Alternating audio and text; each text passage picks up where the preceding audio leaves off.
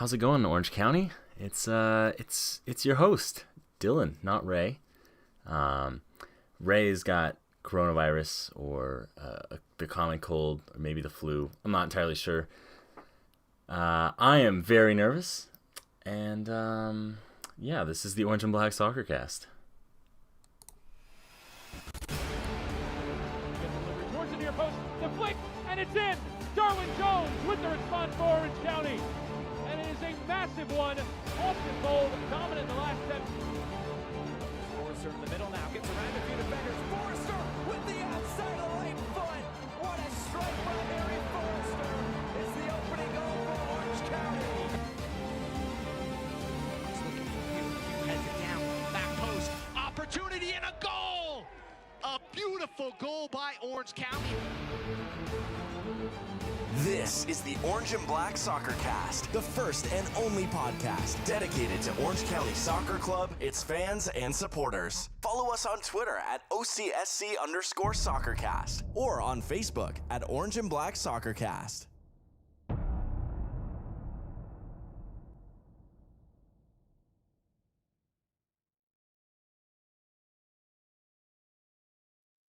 All right, so Ray would probably love for me to say that he doesn't actually have coronavirus, but it is Dylan. I hope everyone's having a lovely Tuesday evening if you're listening to us live, and if not, and it's Wednesday, or it's Thursday, or it's Friday. Well, I hope you're having a lovely day anyway. We'll jump right over and talk to our favorite guest from just south of the Orange County border. Alan, how's it going? It is going great. It's a rainy day, but there's no bad day to talk about some soccer. I agree. How rainy was it down in San Diego today? I know it started raining down there before it rained up here. It was a little off and on. When I was in Temecula, it definitely had some interesting moments of kids running into my room who weren't my students, but they wanted to be in my room because it was raining. And then like 5 minutes later, it was sunshiny again. So it was kind of one of those hit and miss days. And by the time I got home, it was relatively dry. Minor benefits? What are we drinking tonight? We are drinking the Carl Strauss Mosaic Session IPA. It is the IPA that got me into IPAs. It's a pretty light beer as far as alcohol, 5.5, and mosaic hops, beautiful kind of floral notes, if you will. A little bit, it's just really tasty. It's not super crazy hoppy, a little citrus, a little tropical fruit. It was enjoyable. Carl Strauss. I love it. This might become a beer podcast. I just realized I was gonna play everyone and talk as if this was the beginning of a literature podcast when I did my little intro. But instead I got really nervous, as everyone may have noticed. I'm having a Hayabusa lager from Beechwood because it's not an IPA and it's not bitter, and that's all we could hope for. And this is a quick reminder that the Orange and Black SoccerCast is a part of the Beautiful Game Network. Alan, do you have anything to add to that? Because I feel like there's something I'm forgetting.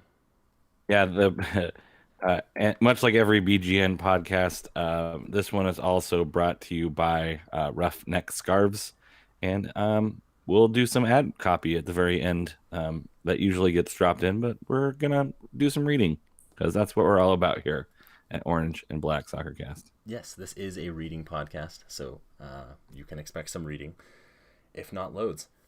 All right, what are we here to talk about? Well, Orange County opened their game Friday night. It was the first game of the year for the USL for Orange County. 0-0 draw with El Paso. Alan, go ahead and give me your thoughts. Watching this one from the press box. Well, the two matches that took place simultaneously, this one was the more exciting one, even though the other one had more goals. It was kind of an interesting setup. I was not expecting them to go with a 4-4-2, but I think based on the people that they had available to them and kind of the lacking a couple of the key offensive players, I think it was the right choice. And I thought for a large portion of the match, there was like maybe 20 minutes in each half or so, where El Paso might have had a little bit of good play. I thought Orange County looked the better team, and we're just kind of lacking a little bit of luck in the final third at times, and they kind of just ran into a really hot and probably one of the best goalkeepers in the USL in Logan Ketterer. Sometimes you got to tip your hat to a goalkeeper who literally almost stood on his head to make some of those saves, it seemed like. But I thought a very positive night for Orange County against a tough El Paso team who can play very defensively. And sometimes you don't get that lucky bounce that beats a really hot goaltender or goalkeeper, not tender. That's hockey. Goalkeeper. So that's kind of my overall vibe of the game. How was it over there in County Line Coalition? You know, it was a good time. I had a couple dollar beers. I think everyone else had a couple dollar beers, and maybe those people who had a little bit more money. I've had apparently too many dollar beers tonight. Probably enjoyed their full price beers, but I don't think I can complain. If you're curious about stats for this game, Orange County 11 shots, 5 on target. El Paso with 7 shots, 3 on target. Other than that, I mean, El Paso racked up 2 cards. It's kind of surprisingly, we didn't rack up any, but not a lot of fouls, not too heavy of fouls. And then, Cammy Palmer was the one sub who came off for Edson Alvarado. Yeah, it did get a little chippy there, which is a little weird why there weren't more cards for as chippy as the game got. It seemed like people were able to exert their frustrations in not a manner in which made them get booked.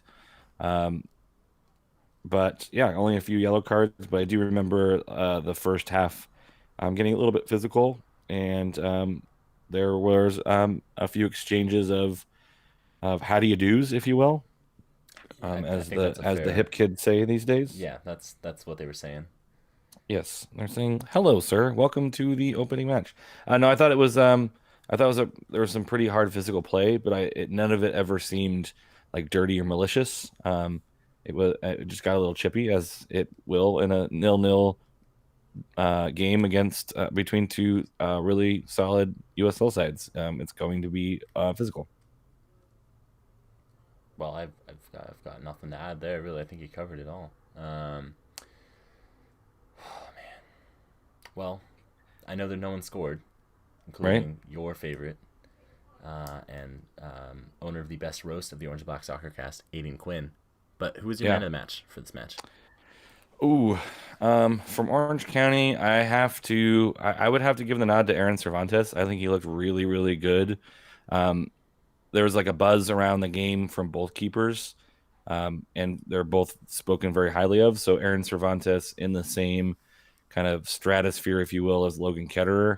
As far as like keeper ratings this weekend, I think it was kind of like 1 and 2 or 1 and 3 between the two keepers. So Aaron Cervantes definitely kept Orange County holding that clean sheet, which is really important for the first match, especially in the 22nd minute. Lomas puts a curler to the top corner that when he kicked it, I'm like, oh man, is that going in? Because those usually find that top corner.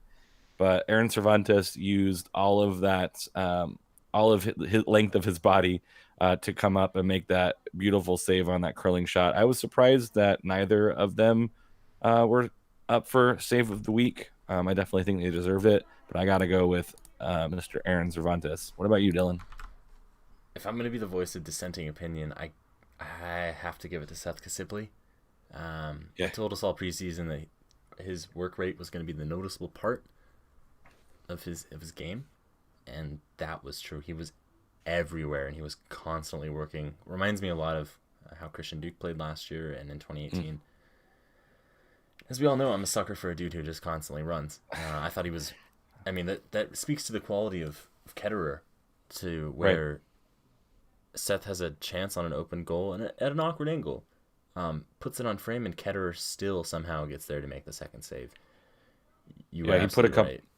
He put a couple up against Edna Voltson on literally on the doorstep twice. And, 9 times out of 10, one of those goes in, and you walk away with a pretty hard-fought 1-0. But for him to, I was live tweeting for BGN Match Day, and it felt like every third tweet was great build-up play, great ball, shot on goal, but Ketterer is up for it. And it was just like over and over and over again. It seemed like Logan Ketterer was getting his hand on really tough shots. I do think the midfield played really, really well. Quinn, obviously. It was nice to see Palmer out there. I thought he played well in his first match. I do agree Seth Kasipli looked great. And Danny Crisostomo looked like he has improved quite a bit. And maybe it's the people he played around with was able to put him in an area of strength, maybe. But he looked, I remember distinctly thinking, man, several times, man, he looks just so much more confident and just a better player. And it's good to see that, because that was kind of one of the question marks going into the season is, where is Danny going to be? And, how much can he improve from last year to this year? And it seems like the coaching staff has got him pointed in the right direction. I have to agree with that. If you didn't somehow catch this game and you're listening to this podcast, don't know how you've managed that, but congratulations anyway, and I guess thanks for listening. But we did see Danny play a lot more of an advanced role than he ever did last season. Last season it was kind of a weird kind of fit in for Christian Duke while Christian was out injured. When he was in college at UCI, he played a lot further forward, attacking midfield role. That's what we saw him do here. Again, with the build-up play, just lacking that, not even that final pass. I think last year we could have said a lot of the times the final pass was missing, and I think this time it was Logan Ketterer was having one of the games of the season, one of the games of his life, and was stopping everything that was thrown at him, or it was just a little bit off target, and we were unlucky. But so I think moving forward, Brendan Cloutier's got a lot of work cut out in his midfield, trying to pick between Forrester and Kasipli, Crisostomo, Quinn, Palmer. I've got to be missing people. Alvarado. There's got to be more. I mean, we love to carry a lot of midfield depth, and I feel a little bit bad for him. We've got a group of really good midfield players this year, and some quality attackers as well. Not to discount them. Yeah, that was one thing that Braden Cloutier spoke about. He's like, hey, that was a really solid game. Oh, and by the way, Harry Forster's not in the lineup because of suspension. And, DJ is not in the lineup, wasn't in the lineup either because kind of a freak injury. So, I mean, it's one of those, you have 11 spots for, 14, 15, 16 starters. It's a good problem to have, and you're going to need them over the course of, 34 plus games, depending on how far the team goes in the Open Cup. So you're going to see some rotation with some of these players, and it's going to be probably who is training the best and who's kind of the hot hand at the time that they're going to roll with. But, I mean, you throw, where do you throw Danny in there? Or sorry, not Danny. Where do you throw DJ in there? And then how does that affect the rest of your midfield if you have now Edevolts and Okoli and DJ? You're going to have to move one of those midfielders off anyway, and now you're down to 3 spots for 5, 6 really quality midfielders.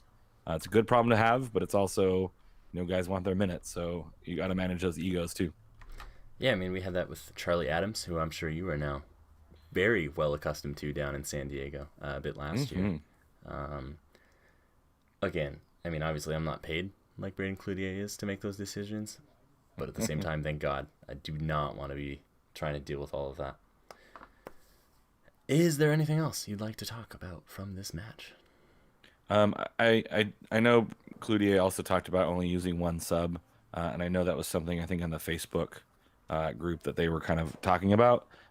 And I think some of it's limited by the substitutes he had were a little bit, if you looked at those names, they were kind of midfielders and defensive role and not a lot of attacking options. So even if you wanted some fresh legs up top, you didn't really have a whole lot to choose from. And I think it just shows kind of the level of fitness that the team has. And this early in the season, you can roll with, only playing 12 guys when you have a week off. Like, I think teams played 2 or 3 games, or not, 2 games between now and when Orange County plays again. So, there's not a whole lot of reason why you can't ride those guys out to the end. It might have been nice to be able to get a switch in up top maybe. But, you have a bye week, your second week. So if things are going well and you think you can get a goal late, go for it. I mean, 82nd minute, Quinn puts Seth through and has a really good opportunity. 86th minute, Ugo tries to get it to Seth, and ends up getting caught.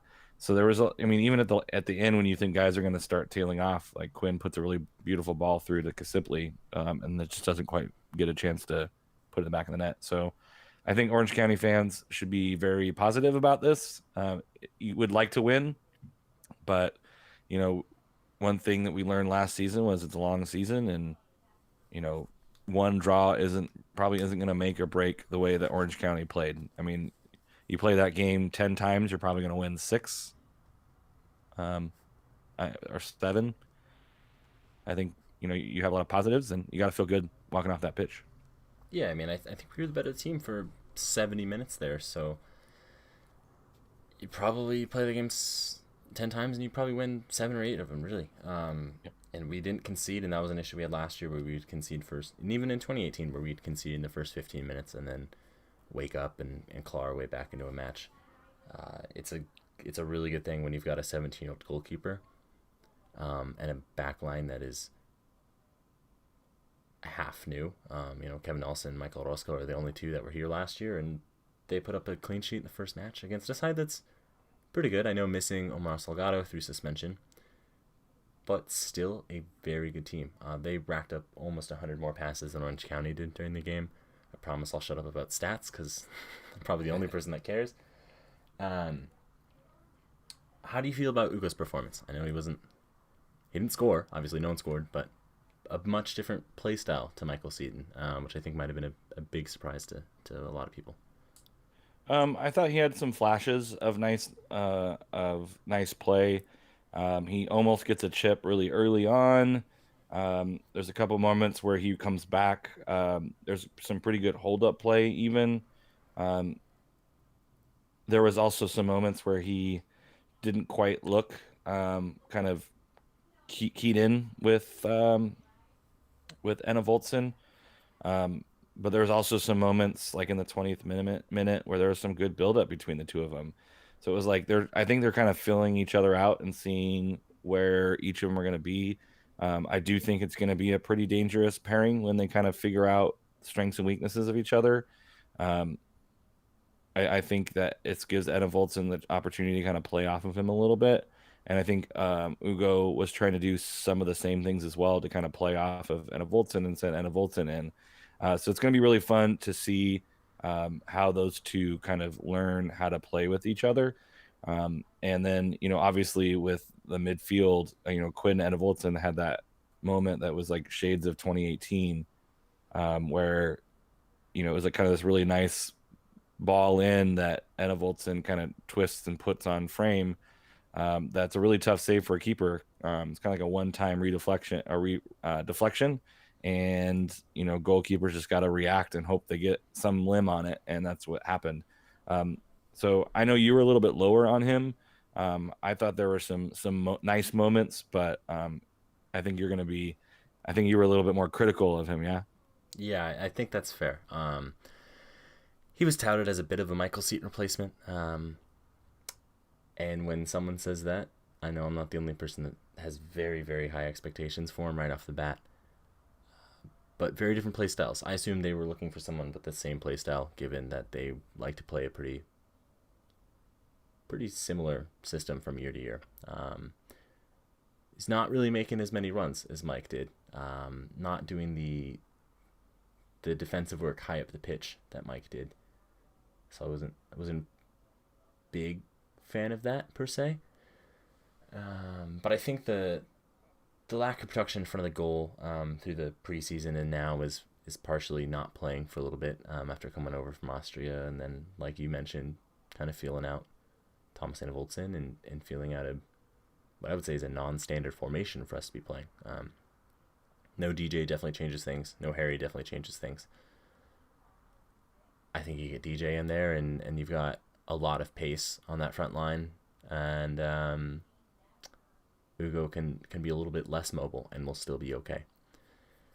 So I'm hoping in the next few weeks, the next month or so, Ugo finds some form and we get to see his strengths in his style that he's kind of built for in the way that he plays. Yeah, for sure. I think there's, the trope of, 10 games in is when you start to really see how teams come together.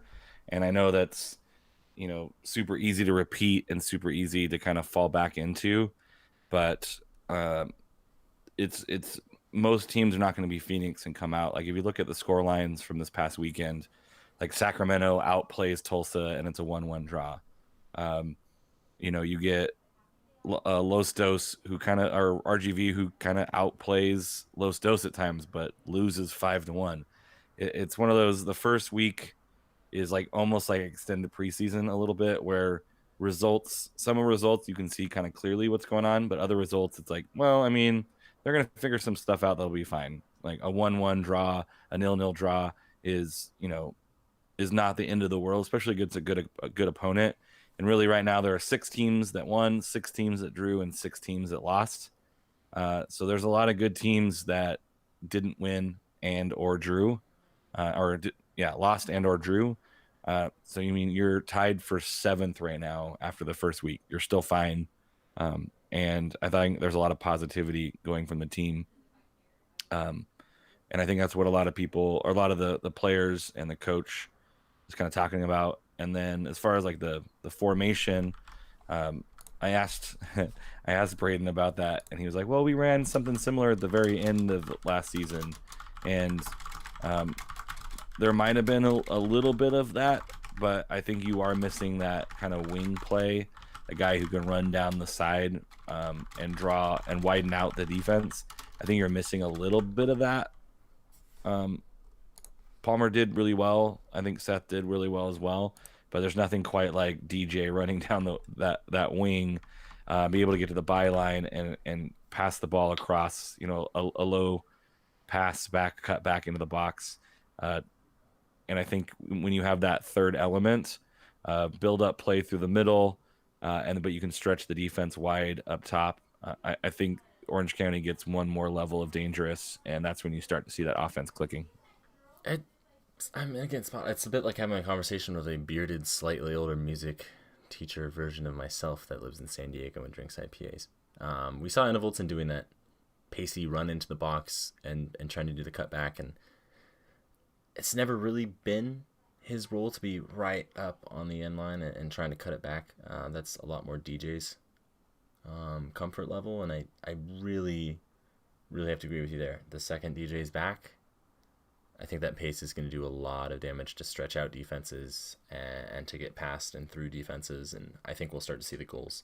They mentioned it was a freak injury, taking a ball to the eye in the preseason game against Las Vegas, and that it was just kind of a last-minute decision to leave him out. So I imagine in 2 weeks, we'll see him when we play your team, Alan, San Diego Loyal. So while we're here, I think we might as well look forward to it while both matches are fresh in our minds. They play on the 21st, 7 p.m. in Irvine. Yep. I know that there's going to be some away fans making their way up. They're organizing a bus right now. So it'll be a good opportunity for San Diego to have their first road trip, to check out the local, I don't want to call them a rival yet, but the closest team in state competition. It's going to be really fun, I think, between the two teams. Pretty interesting playing styles. We'll have a little bit better idea of where Loyal is after the next 2 matches. They play twice before they go to Orange County, so they play tomorrow and Saturday. So we'll have a better understanding. I think they'll match up pretty interestingly. They usually run a 3-5-2. So when you have the Orange County's pretty strong midfield, I think will be a tough challenge. And then kind of that pace up top is going to really challenge the back line of San Diego. Las Vegas was shooting a lot from range, so it'll be kind of a different matchup. But one of the things I observed from Orange County is I think if Orange County wins the midfield battle, it's going to be a long night for the Loyal, just based on how they play. But Loyal have shown that they're a pretty solid defensive team. Now, Joe Greenspan went down with a leg injury about 30 minutes into the match. There's no update yet, and I'm not really expecting one. USL teams are not the most forthcoming with injury news. But we'll have to see if he makes his way back. If he makes his way back, they're a completely different team in the middle. He's like 10 feet tall and clears balls away on those crosses. It'll be a lot of dependent on that build-up play. But I think it's going to be a tough test for Loyal, and I think it's going to be a good one for Orange County to really try to find their offensive groove against a pretty unique formation in the USL, although more and more teams are going to that 3-back system with the wing backs. So it'll be a pretty interesting tactical matchup if you're into that stuff. But I think it'll be a fun match, both on the pitch and off the pitch. I know the guys around here and gals around here are really looking forward to coming up, and it's a great venue to watch a game in, and I know they're excited about that. There's a lot to be excited about down here coming up to Orange County, and then for the Orange County side, I think it's going to be a good test because it will be kind of a little bit different setup, because El Paso was pretty much mirroring Orange County. So it was kind of a pretty even battle tactically as well. It's like people were playing kind of man-to-man almost with that 4-4-2 diamond setup both teams were playing. So a little bit different setup will lead to, I think, a little bit more entertaining and fun to watch match. Yeah. No, I'm making you do double duty here thinking about San Diego and Orange County. For those of you that didn't watch the match on Saturday, I can comfortably say that was probably one of the most boring matches I've ever seen. I know you were having fun out there in the locals, as you are a local, but yeah, Vegas looked lost as per usual. They looked like they're a team that's probably not going to do well again. And after, I have to really say, Joe Greenspan's probably the man for San Diego. After he went down, they didn't look much better than Vegas did. Yeah. Honestly, I think if Greenspan's out, this is an easy Orange County victory. And maybe it's a little bit more difficult with Greenspan in. Yeah, it's not. I mean, Emer Clemento came in, and he's not a bad defender, but there's no. I don't think there's anyone in the league that you can bring in that's replacing Joe Greenspan. And I think there were some problems in the midfield. I thought Carlos Alvarez had a terrible game. You get a wonder goal from Junior Burgos. Like, I think if they can hit like one or two of those a match, Vegas can be competitive. But they were really reliant on some of these like wonder goals to get that draw.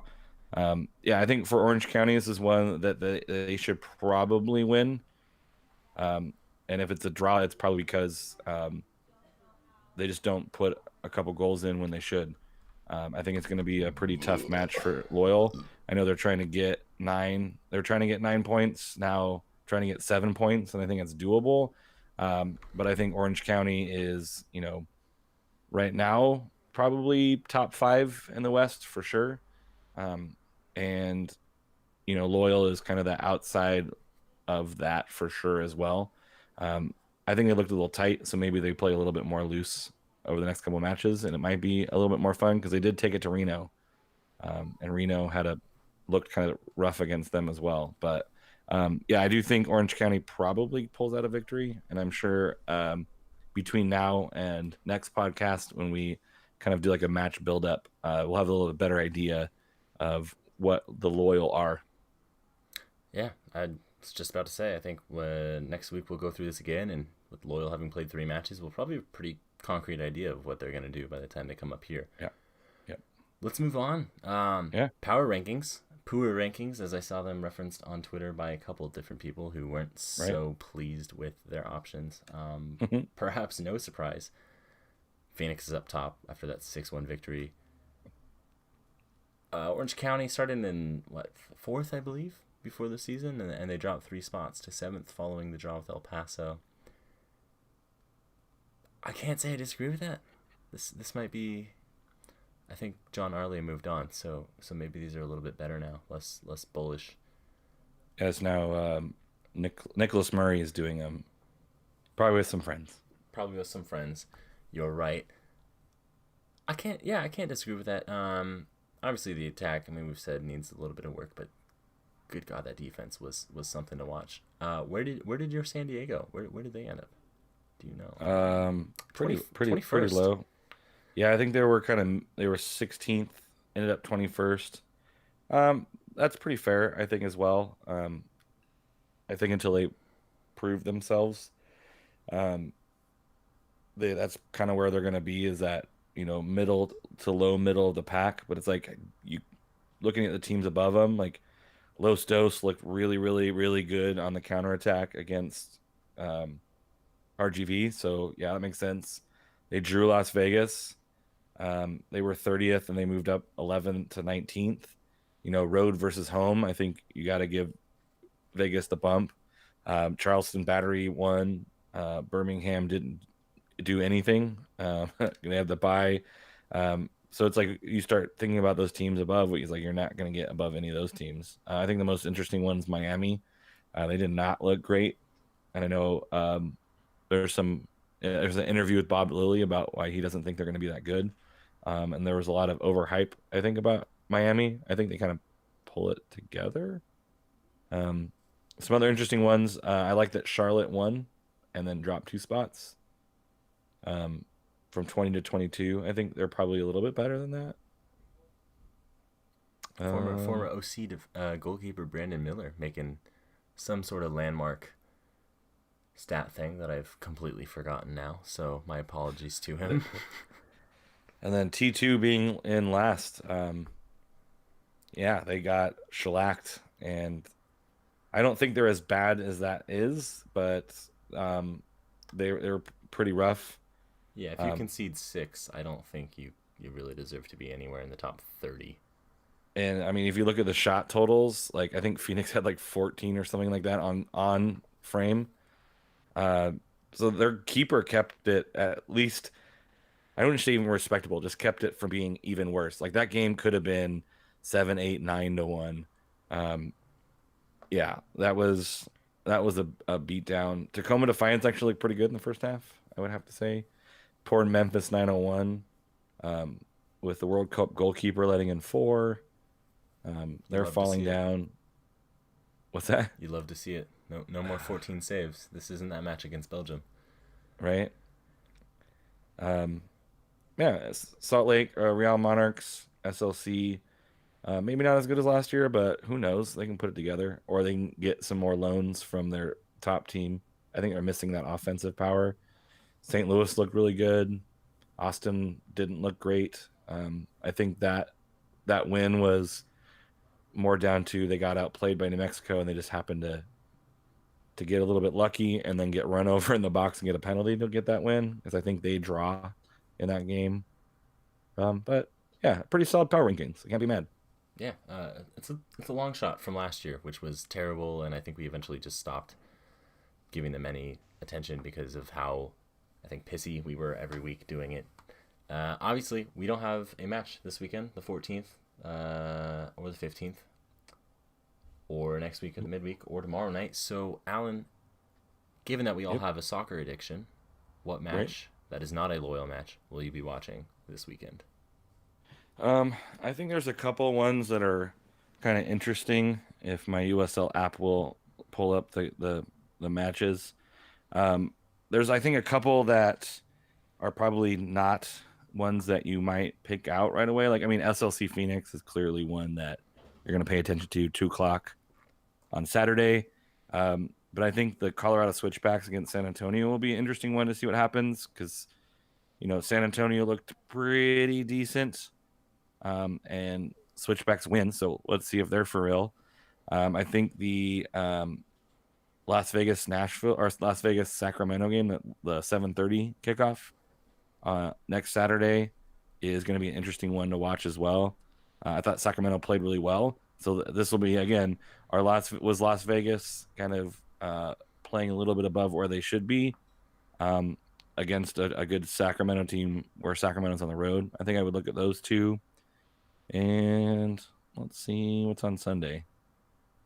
Probably nothing worth watching. Atlanta, Louisville, Birmingham, Charleston Battery. Yeah, nothing great in the West. But I would kind of keep my eye on those two. And then Tulsa, New Mexico is also an interesting matchup. And it's, again, early season. Who are the teams? Who are they going to be? What are they going to look like? Is New Mexico gonna actually score a goal. Was Tulsa just lucky against Sacramento? So I think those are the 4 games that I'm kind of keeping my eye on in the West. Is that SLC Phoenix for obvious reasons, Switchback San Antonio, Tulsa New Mexico, and Las Vegas Sacramento. I think are the 4 that I'm most interested in.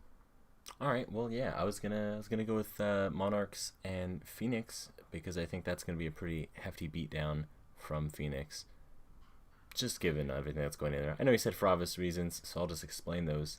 Getting knocked out in the playoffs was probably not the bright moment of the 2019 season for Phoenix, and I think they're going to be out there with a vengeance, and they have a very deep squad.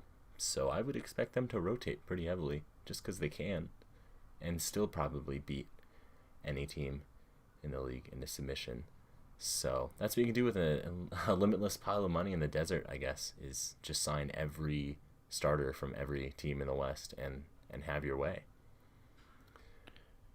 Yeah, it also seems to be a pretty well-run franchise as well. So it's not like, hey, we're gonna pile a bunch, we're gonna sign a bunch of these people because we can. It's also, they're also attracting those people to be there. I think Orange County is doing a good job with that as well.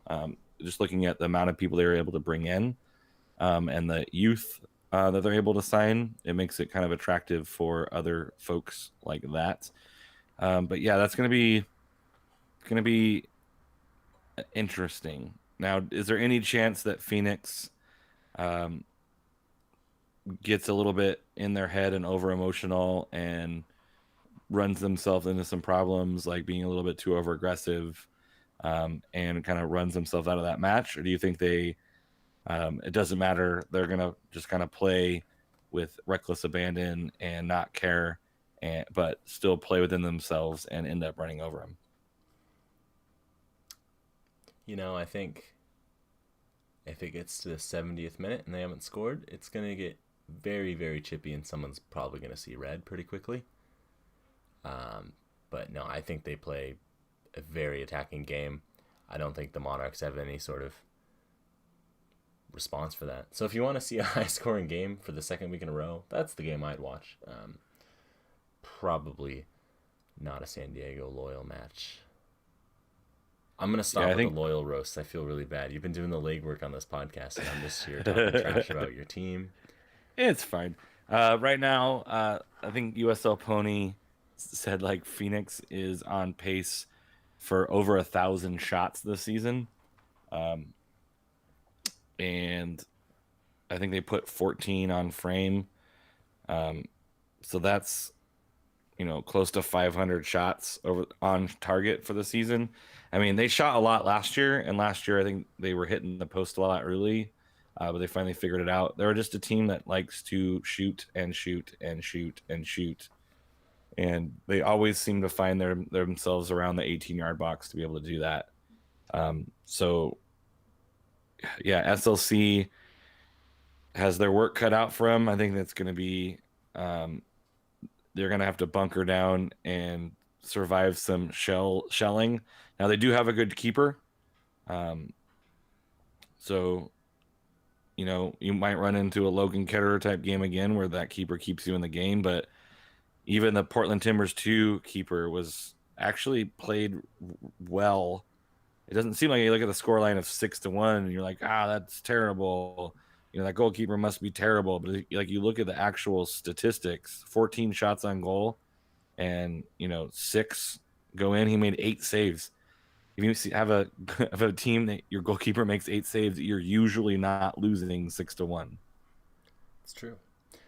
Okay, so we've talked a lot about Phoenix, and someone's probably going to tweet at me and tell me terrible things or call me terrible names because of it. So let's finally move on. Yeah. If you don't exist on the internet, congratulations. I'm extremely envious of you. I'd love to not know what's going on at any point.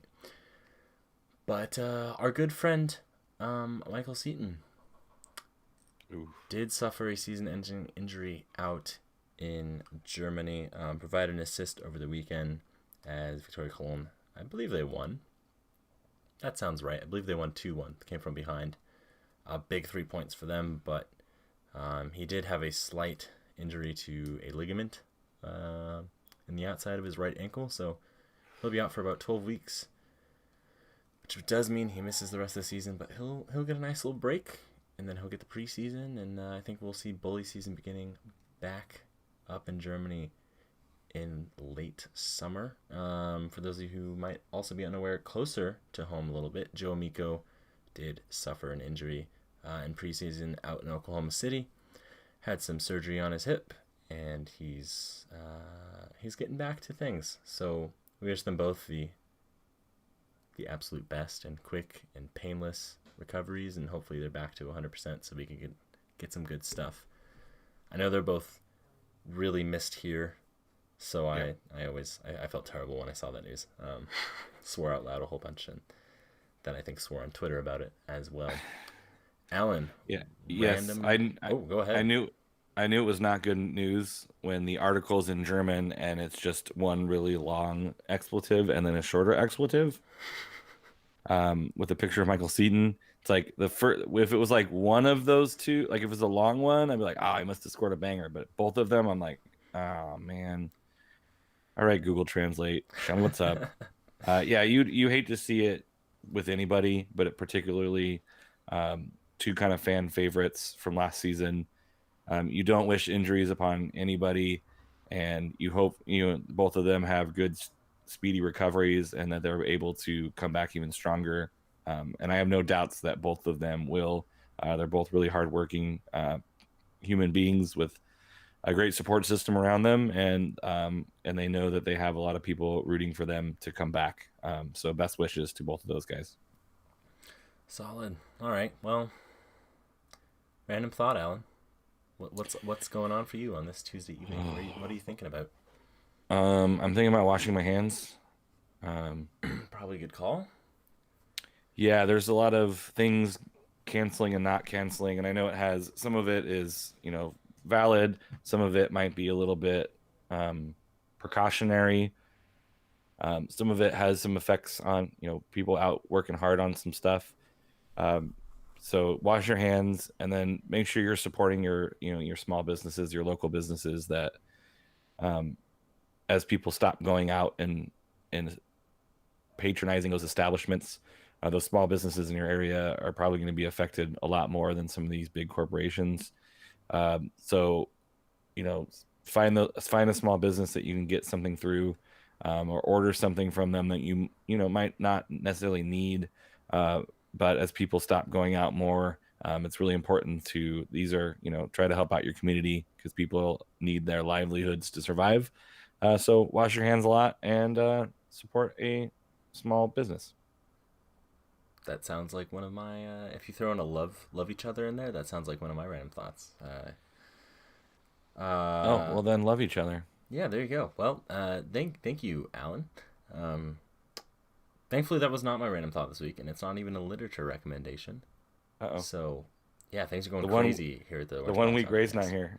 You're not doing it's not great. My apologies for how this podcast has gone, and thanks to Alan for carrying us through here, but just a warm welcome to all of our new Scottish friends who have taken an interest in our club and our players, and the Rangers players that are on loan here, especially Cammy Palmer, who seems to be the highest rated of the three.